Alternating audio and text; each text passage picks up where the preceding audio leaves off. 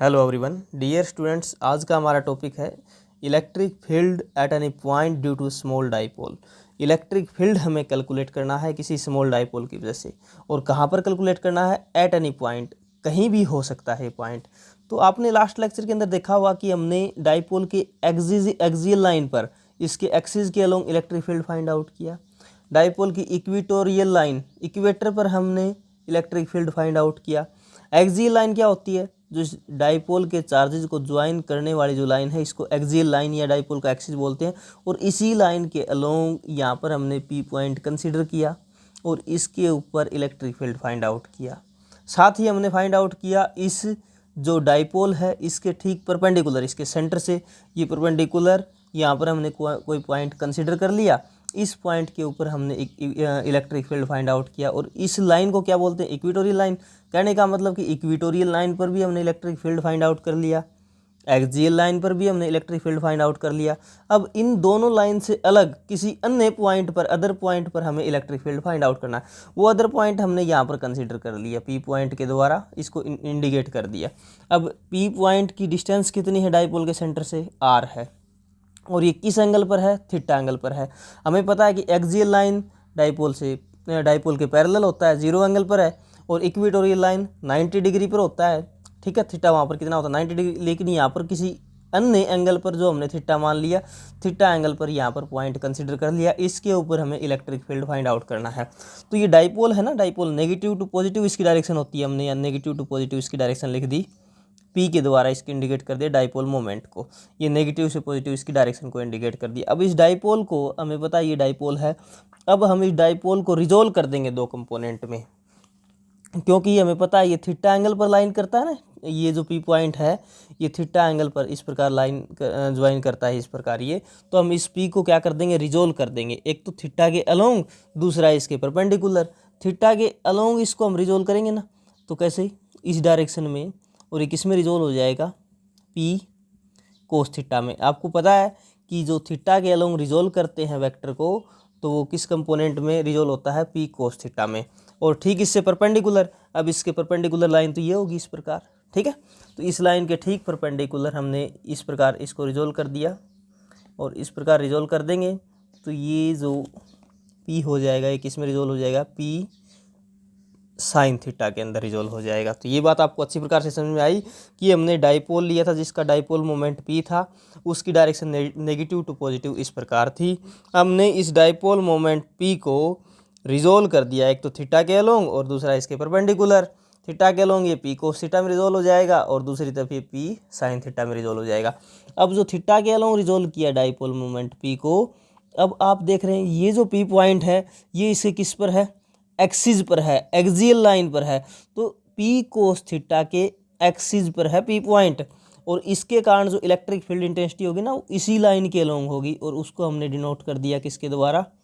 E1 के द्वारा। तो ये बात आपको समझ में आई अच्छी प्रकार से? क्लियर है कि जो E1 इलेक्ट्रिक फील्ड है, इलेक्ट्रिक फील्ड इंटेंसिटी है, वो पी कोस थीटा की वजह से है, ना कि पी की वजह से। पी की वजह से तो हमें कैलकुलेट करनी है, लेकिन पहले हम किसकी वजह से कैलकुलेट करते हैं? पी कोस थीटा की वजह से, जो हमने रिजोल्व कर दिया। और दूसरा पी साइन थीटा। अब डाइपोल को जैसे हमने इस प्रकार घुमा दिया, इस प्रकार घुमा दिया, तो यहाँ पर पॉजिटिव चार्ज आ जाएगा और यहाँ पर नेगेटिव चार्ज आ जाएगा। तो positive, negative to positive dipole की ये डायरेक्शन होगी, इसी प्रकार इंडिकेट किया हुआ पी कोस थीटा। तो उसी डायरेक्शन के अलोंग क्या होगी? इलेक्ट्रिक फील्ड इंटेंसिटी होगी पी पॉइंट से E1 इस तरफ। और दूसरा तो डाइपोल है, अब हमने डाइपोल को इस तरफ रिवॉल्व कर दिया इस प्रकार, तो इधर नेगेटिव है और इधर पॉजिटिव है, इसको इस प्रकार रिवॉल्व करने पर। और अब ये जो लाइन है ये इस डाइपोल के क्या है? परपेंडिकुलर है। और परपेंडिकुलर लाइन को क्या बोलते हैं? Equatorial line. और इक्वेटोरियल लाइन पर जो डाइपोल होता है वो क्या होता है? डाइपोल की डायरेक्शन नेगेटिव टू पॉजिटिव इस तरफ होगी ना, और इसके इलेक्ट्रिक फील्ड की डायरेक्शन इससे एंटी पैरेलल हो जाएगी, ऑपोजिट डायरेक्शन में। वो हमने किस प्रकार लिख दी?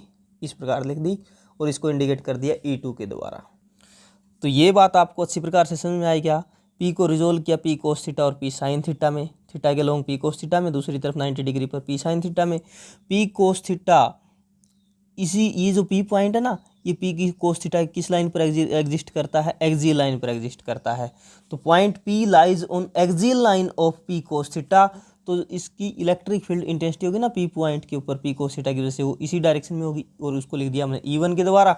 और E1 की वैल्यू क्या आ जाएगी, हमें पता है एक्सियल लाइन के ऊपर इलेक्ट्रिक फील्ड की वैल्यू क्या होती है, K2P अपॉन में आर क्यूब, यही होती है।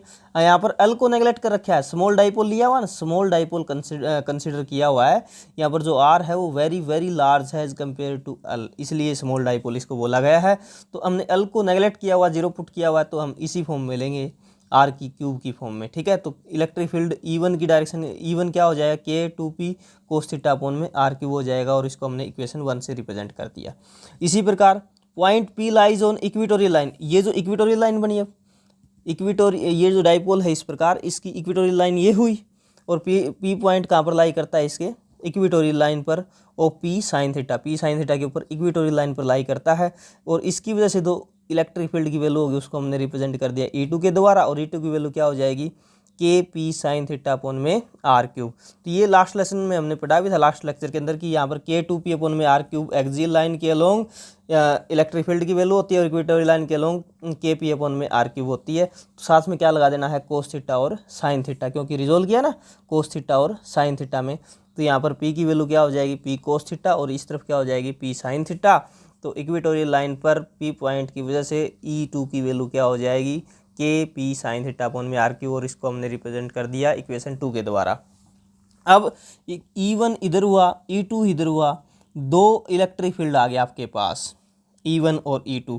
तो हम net electric field find out करना है हमें, जो इस डाइपोल की वजह से होगा, P डाइपोल की वजह से। तो वो कैसे फाइंड आउट करेंगे, वो इनका क्या निकालेंगे, हम रिजल्टेंट निकालेंगे, और रिजल्टेंट कहीं ना कहीं इनके मिड में लाई करेगा इस प्रकार, ठीक है। E1 और E2 के बीच में एंगल कितना है, 90 डिग्री का है, और रिजल्टेंट इलेक्ट्रिक फील्ड का किसके द्वारा लिख दिया हमने, E के द्वारा लिख दिया। तो E1 और E2 की जो रिजल्टेंट इलेक्ट्रिक फील्ड है वो E है, और vectors law, parallelogram law apply करेंगे यहाँ पर। पैरेललोग्राम लॉ अप्लाई करने पर E की वैल्यू क्या आ जाएगी आपके पास, E1 का स्क्वायर प्लस E2 का square plus 2E1 E2 cos theta, और इन दोनों के बीच में थीटा कितना है, 90 डिग्री है, तो यहाँ पर कोस 90 आ जाएगा। और हमें पता है कोस 90 की वैल्यू क्या होती है, 0 होती है, तो ये पूरी टर्म क्या हो जाएगी, 0 हो जाएगी। और नेट इलेक्ट्रिक फील्ड क्या आ जाएगा, E1 का स्क्वायर प्लस में E2 का स्क्वायर, और इसका साथ में क्या आ जाएगा, अंडर रूट आ जाएगा, ठीक है। तो ये नेट इलेक्ट्रिक फील्ड है। यहाँ पर E1 की वैल्यू रखनी है और E2 की वैल्यू रखनी है। E1 की वैल्यू क्या है, जो एक्सियल लाइन के अलोंग थी वो E1 लिया था हमने, उसकी वैल्यू थी K2P cos theta upon r cube, ये रख देंगे यहाँ पर हम। E2 की वैल्यू क्या थी आपके पास, जो इक्वेटोरियल लाइन के अलोंग थी, इस ये जो डाइपोल इसको कंसीडर किया, इसके इक्वेटोरियल लाइन पर क्या थी, KP sine theta upon r cube, ये रख दिया हमने KP साइन थीटा अपॉन में आर क्यूब। इसका स्क्वायर हो जाएगा E2 का स्क्वायर, ठीक है, और E1 का भी स्क्वायर हो जाएगा, और अंडर रूट में आ जाएगी। अब यहाँ से ये चीज़ें हम कॉमन निकाल लेंगे, देखिए बड़ी अच्छी प्रकार से ये चीज़ें सारी पुट कर दी हमने। अब KP अपॉन में आर क्यूब, KP और आर क्यूब इनसे कॉमन आ जाएगी दोनों से, ठीक है।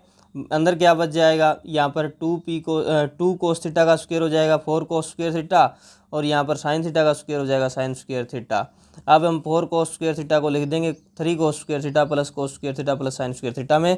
यहाँ पर हमें पता है, आइडेंटिटी पुट करेंगे ट्रिग्नोमेट्री की, sine square theta plus cos square theta, ये क्या हो जाएगा, इक्वल टू 1 हो जाएगा। तो आपके पास क्या बच जाएगा, E की value KP upon r cube under root 3 cos square theta plus 1 बच जाएगा। तो आपके पास ये नेट इलेक्ट्रिक फील्ड आया KP upon r cube 3 cos square theta plus 1। अब स्पेशल केस पुट करते हैं, यदि थीटा कितना हो, 0, थीटा 0 पुट करेंगे तो हमें पता है कोस 0 कितना होता है, कोस 0 होता है 1, तो यहाँ पर 1 आ जाएगा, 3 + 1 4 हो जाएगा, और अंडर रूट से बाहर निकालेंगे तो 2 हो जाएगा, और E की वैल्यू क्या आ जाएगी, K2P अपॉन आर क्यूब। ये वही आ गई electric field on axial line of a dipole, जो एक्सियल लाइन पर होती है ना डाइपोल के, वही इलेक्ट्रिक फील्ड की वैल्यू आ गई जो लास्ट लेक्चर में हमने डिस्कस की थी। यदि थीटा हम कितना पुट कर देंगे, 90 डिग्री, तो कोस 90 में पता है कोस 90 कितना होता है, 0 होता है, तो ये 0 हो जाएगा, यहाँ 1 बच जाएगा, अंडर रूट में 1 और बाहर आएगा तो ये 1, सिर्फ ये बच जाएगा KP अपॉन में आर क्यूब, KP अपॉन में आर क्यूब इलेक्ट्रिक फील्ड आया। और ये इलेक्ट्रिक फील्ड इक्वेटोरियल लाइन वाला ही है, electric field on equatorial line of a dipole, इतना ही होता है। अब डायरेक्शन इसकी फाइंड आउट करते हैं। ये जो E है ना, ये ना तो इसके अलोंग है, डाइपोल के अलोंग भी नहीं है, और डाइपोल के एंटी पैरेलल भी नहीं है, पैरेलल भी नहीं है, तो ये कहाँ पर लाई करता है, लेट वी अज्यूम, ये हमने एंगल डिनोट कर दिया E1 से, किस एंगल पर है, बीटा एंगल पर है। तो हम ई की डायरेक्शन फाइंड आउट करेंगे। जो नेट इलेक्ट्रिक फील्ड है ना ई, इसकी डायरेक्शन फाइंड आउट कर देंगे। हमने E1 के साथ इसका एंगल डिनोट कर दिया किससे, बीटा से, या अल्फा से भी कर सकते हैं, आपकी मर्जी है। तो यहाँ पर टेंजेंट बीटा क्या आ जाएगा, इस प्रकार देखेंगे आप। टेंजेंट बीटा क्या आ जाएगा आपके पास, E2 अपॉन में E1 हो जाएगा। ठीक है, टेंजेंट बीटा ये जो है ना ये E2 हो जाएगा, और ये साथ में क्या है E1 है, तो टेंजेंट बीटा क्या हो जाएगा आपके पास, E2 अपॉन में E1 हो जाएगा। E2 की वैल्यू आपके पास क्या थी, KP sine theta upon r cube, और E1 की वैल्यू क्या थी, K2P कोस थीटा अपॉन में आर क्यूब। ये सारी कट जाएंगी, वैल्यू क्या बच जाएगा, 1/2 sine theta upon cos theta बच जाएगा आपके पास। और टेंजेंट जो बीटा है वो किसके बराबर आ जाएगा, 1/2, और ये क्या हो जाएगा, टेंजेंट थीटा। तो ये इसकी क्या आ गई, डायरेक्शन आ गई, नेट इलेक्ट्रिक फील्ड की डायरेक्शन। तो ये due to a short dipole, small electric dipole की वजह से किसी एक पॉइंट के ऊपर इलेक्ट्रिक फील्ड हमने फाइंड आउट कर लिया। तो वो क्या आया, एक्सप्रेशन आपका ये आया है रिजल्ट। ये आपको याद रखना है, कॉपी के अंदर इसको नोट कर लेना है, अच्छी प्रकार से नोट्स बना लें। Thank you dear students.